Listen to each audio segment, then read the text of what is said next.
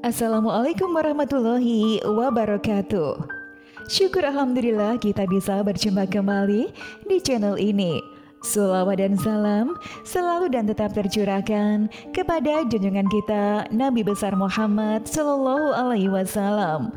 Allahumma sholli ala Sayyidina Muhammad wa ala ali Sayyidina Muhammad. Harapan dan doa saya, semoga saudaraku semuanya selalu diberikan kesehatan, dilapangkan rezekinya, dan diampuni dosa-dosanya. Setiap orang mendambakan hidup di hari tua yang damai dan tenang. Kerja keras pun dilakukan sejak masih muda untuk mempersiapkan masa tua. Meski ada saja yang kurang beruntung, bahkan ada pula yang memang tidak peduli hingga menyanyiakan masa mudanya. Usaha tidak akan mengkhianati hasil, patut menjadikan renungan untuk menatap masa tua. Segala sesuatu yang diusahakan untuk masa tua tentu akan menuai hasilnya. Namun, mereka yang tidak beruntung di masa tua bukanlah tanpa sebab. Biasanya, berbagai faktor yang dilakukannya di masa muda membuatnya susah di masa tuanya. Namun sebelum lanjut, kita ingin mengingatkan kepada Anda semuanya untuk jangan lupa subscribe channel ini dan aktifkan juga loncengnya. Like dan share video ini sebanyak-banyaknya, dan mari kita sama-sama bangun channel ini dan menyebarkan syiar Islam ke banyak orang. Sahabat beriman, mereka yang tidak beruntung di masa tua biasanya banyak mengabaikan hal-hal penting di masa mudanya. Padahal itu merupakan kunci hidup sejahtera di masa tua. Untuk itu, ada beberapa ciri orang susah di masa tuanya yang patut menjadi perhatian. Berikut adalah rangkuman ciri-ciri orang yang susah di masa tuanya. Yang pertama adalah menggampangkan utang. Ciri-ciri pertama orang yang susah di masa tua adalah menggampangkan utang. Orang seperti ini menandakan dirinya tidak memiliki tanggung jawab. Bila ia seorang muslim, tentu paham betul pentingnya membayar hutang, sebab hutang sangat jelas disebutkan dalam Islam. Sekecil apapun hutang harus dibayar. Dalam sebuah hadis yang berbunyi, ruh seorang mukmin itu tergantung kepada utangnya sampai utangnya dibayarkan. Hadis riwayat At-Tirmizi dan Ibnu Majah. Yang kedua adalah hidupnya suka boros. Boros merupakan perilaku kebiasaan berlebihan dalam menggunakan uang untuk memenuhi keinginan yang tidak terlalu penting dan hanya untuk bersenang-senang saja.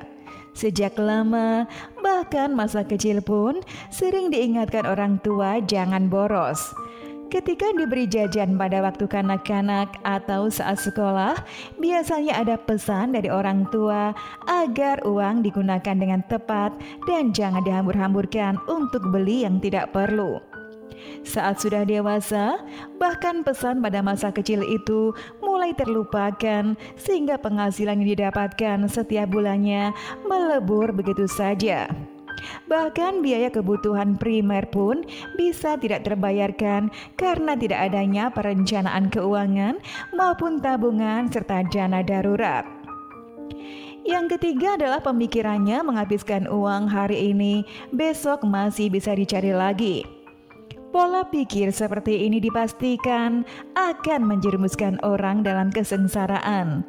Ia hanya berpikir untuk hari ini saja, besok masih bisa dicari lagi. Lalu, apa ada bedanya pemikiran seperti itu dengan apa yang dilakukan seekor binatang mencari makan? Ia hanya berkutat mencari makan untuk hari saja. Esok hari kembali melakukan hal yang sama dan begitu seterusnya. Tentu orang seperti ini tidak memiliki tujuan hidup sehingga sudah jelas masa tuanya akan menjadi susah. Yang keempat adalah membeli sesuatu yang seharusnya tidak perlu. Orang dengan pola pikir seperti ini banyak ditemukan di tengah masyarakat modern saat ini. Membelanjakan uang pada sesuatu yang tidak diperlukan. Tentu saja bagian hidup boros yang bermuara pada kesusahan di masa tuanya. Yang kelima adalah menghabiskan uang untuk gaya hidup.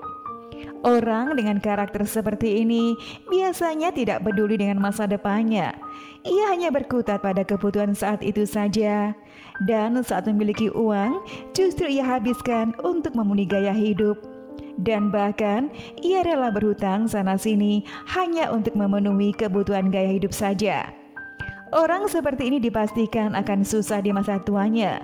Ia tidak peduli akan tanggung jawab terhadap dirinya sendiri.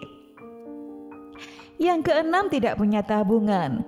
Ciri-ciri orang susah di masa tua ini merupakan akhir dari beberapa ciri di atas.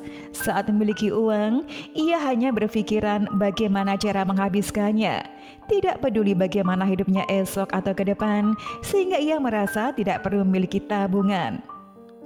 Yang ketujuh adalah tidak punya rencana untuk masa depan.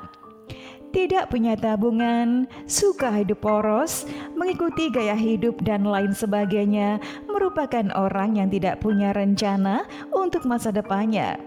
Bagaimana ia akan menghadapi masa tuanya, sedangkan dirinya saja tidak memiliki rencana akan masa depannya?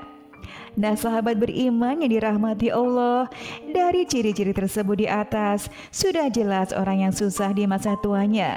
Semoga kita semuanya dapat mempersiapkan diri untuk hidup di masa tua dengan lebih nyaman. Demikian video dari kami, mudah-mudahan bermanfaat. Wassalamualaikum warahmatullahi wabarakatuh.